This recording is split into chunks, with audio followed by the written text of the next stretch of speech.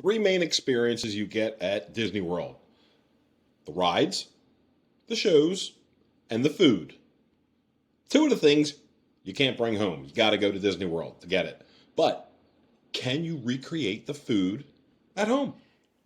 In this new series, we are tackling some of Disney's favorite foods from festivals and celebrations using the official Disney Parks Celebration Cookbook. And in this video, did I already say that? Yep. Today, we're tackling the Kahlua Pork Sliders from the Hawaii booth at the International Food and Wine Festival in Epcot because it's going on right now. And we're going to see how it goes. Is this what happens when we cook? Hi theme park friends, welcome back to Casey's Corner Reviews, where we bring you the best tips, tricks, and insights to make your Disney vacation truly magical.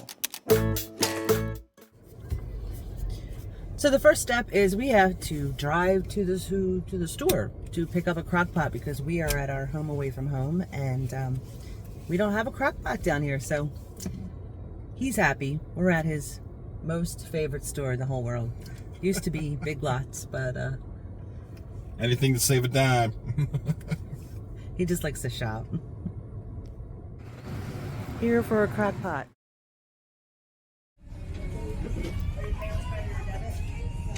Uh-oh. All right, crock pot acquired. A little bit of salt, a little bit of pepper. I hope it fits in that newly purchased crock pot. Right, that's all they said, salt and pepper. And then you had the option to wrap it into the banana leaves. How's that look? It's great. Yay. All right. Yay. All right, interesting situation. Our crock pot smells like it's burning, but I think that's just because it's brand new. I hope so. Yeah, right? But we're going to keep an eye on it for sure. In the meantime, I'm making the pineapple chutney, and that's a pound of pineapples. I know it's supposed to be fresh pineapple. I did buy the canned by mistake, so we're just going to go with it. And a cup of rice wine vinegar. I'm ready. Stand by. Is this what happens when we cook?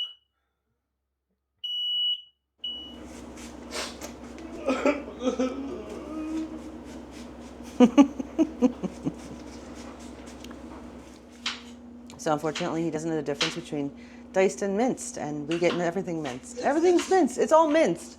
What, one's smaller than the other? I don't know. Right, but yeah.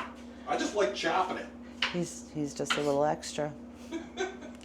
So we now have a giant bowl of diced, chopped onion, and I'm not using all of this. It says you're supposed to use a whole one. It's supposed to be a yellow onion. Casey swears that he bought a yellow onion. I feel like this would be onion chutney if we used this entire amount, so I'm gonna half it. Probably should have chopped up the produce before we started putting everything in the pot, but here we are. All right, quick recap. For the pineapple chutney, we have a pound of diced pineapple, 1 large sweet yellow onion diced, a half a small red bell pepper, diced small. Convenient, he did that. A half a teaspoon of hot red pepper flakes, a cup of rice wine vinegar, a half a cup of white vinegar, a half a cup of both brown and granulated sugar. It's supposed to just be a 1/4 cup of brown sugar, but I screwed up. A tablespoon of minced garlic and a tablespoon of finely grated ginger and some salt. And now we're going to boil it until it reduces and gets a little jammy-like. All right, I'm going to share a fun fact while this just started boiling and I turned it down to low. This, where we are right now, was my grandparents' house. And since they passed away, I own it, or we own it. And this pot was one of the things that I kept because my grandmother was famous for what she referred to as wimpy. Most people might call it Sloppy Joe, but she made it from scratch and it was amazing. And she taught me how to make it.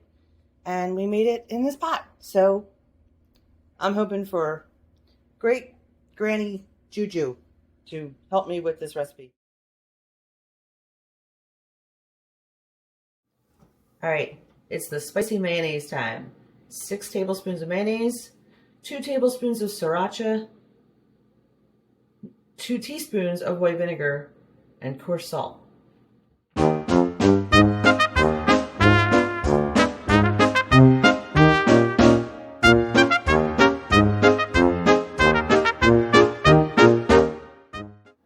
taste testing the sriracha mayonnaise.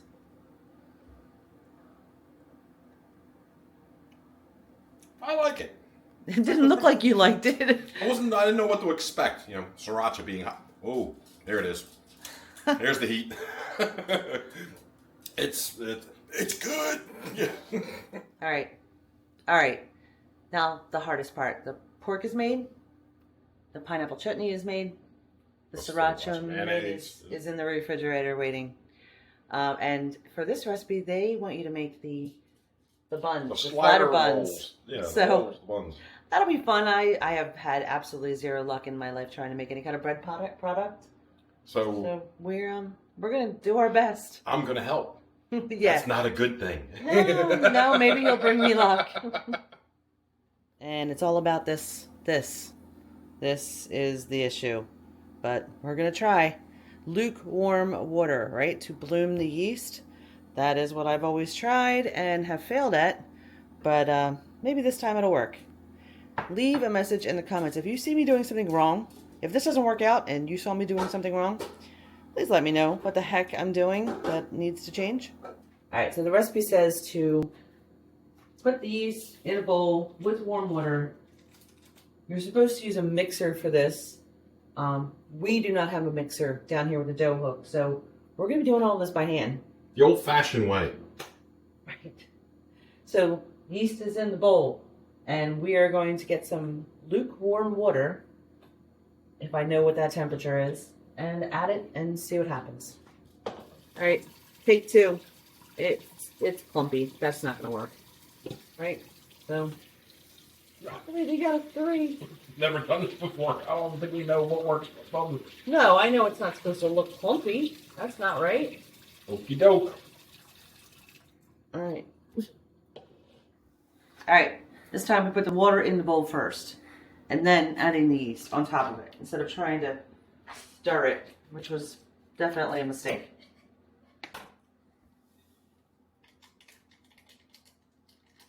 All right, and now we're gonna see what happens. All right, after a debate of how many eggs we actually need, it says 3 eggs whole and 2 eggs divided between, 2 eggs divided, 2 yolks, 2 whites. Right, so we're just 3 eggs whole and then dividing 2 eggs into their yolks and whites. All right, so there's 3 eggs whole. All right, and so I've seen this done before. Let's see if I can do it. On how to separate the eggs. Oh, not doing bad. Hey, this is actually working. Yeah. All right. And then you put the yolk in the little yolk one. in there. Yep. So I'm doing 2 of them, right? Correct. Okay. All right. We've got 3 whole eggs, 2 egg whites, 2 egg yolks. Oh my goodness, I actually think the yeast may have bloomed. Possibly. Here's hoping. Maybe. It's not very foamy, but it looks certainly softened. 1/4 cup butter softened. Oh, that didn't work out so well. 3/4 cup.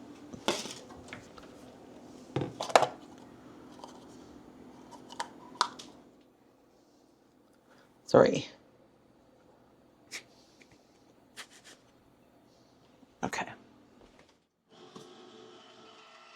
Another one of my reminiscent of my grandmother's devices. This is old. Yeah, it is. It's not getting it. I can already tell. We'll figure it out. Oh, it melted it.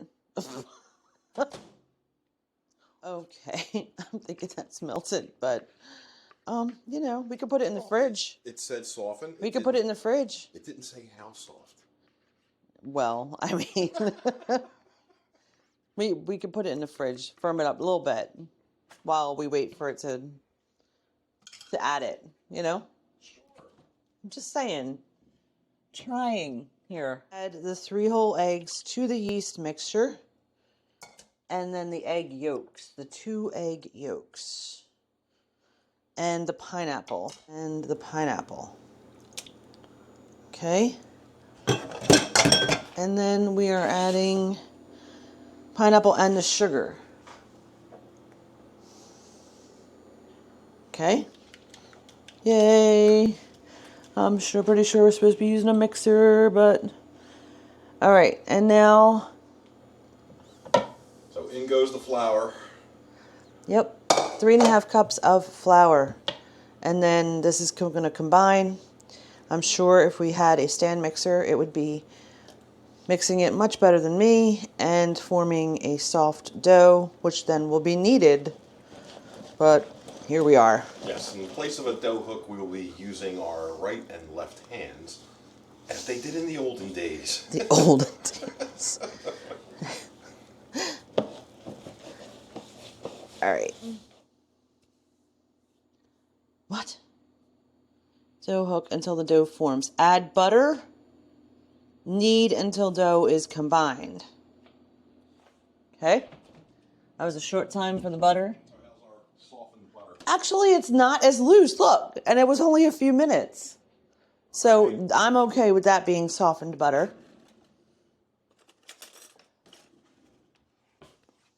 I mean, it's still pretty much liquid, but listen, live and learn, right? All right, we're gonna bring in the big guns to mix this with the spoon because it's sheet thick.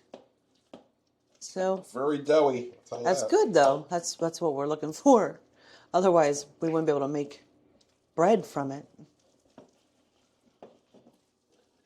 All right, so we added the 3.5 cups of flour initially, and then it says after adding the butter that you want to add that extra cup of flour as needed, a little bit at a time, to make a small dough. And you can see we're not measuring, but that's all right. Okay. They didn't have measuring cups in the old days. Oh my God. We're not that old, Keith. Went by feel. Yeah, all right. Well, hopefully that is going to be it. All right, with lightly floured hands, pull dough into small pieces, slightly larger than a golf ball. Roll into small bowls and place on baking sheet lined with parchment paper. Cover with a clean kitchen towel. Set aside in a warm place to rise until double in size, about 1 hour. Into slightly larger than golf ball size. Good. Sure. Sounds great. We're putting these in muffin tins instead of on a baking sheet with a little bit of cooking oil, sprayed cooking oil. May make it a little bit easier for us. Yeah, for sure. Stay tuned. All right. We are resting for about an hour now. Wow. Holy macaroni, it actually worked. They look good. They do look good. All right. I mean, they're muffins, but they'll work, right? I believe Just so. slice them, put some of that pulled pork, and They look delicious. they look delicious. Wow. All right, let's see how they taste, though. Kind of should have cut them long ways, I think. These are... Looks good. Smells good. Uh-huh. All right, we're going in. All right, let's go.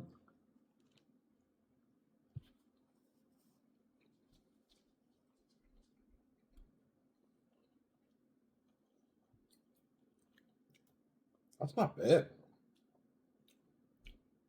It's not bad. It's a little bready because it's of the shape of what should be a slider. But it's got that sweet and Spicy. and then the spicy, yeah, from the sriracha. Yeah, no, I mean, they're good. I think we did a good job. I think we did a good job. Minus the shape of the slider. All right, what are we making next?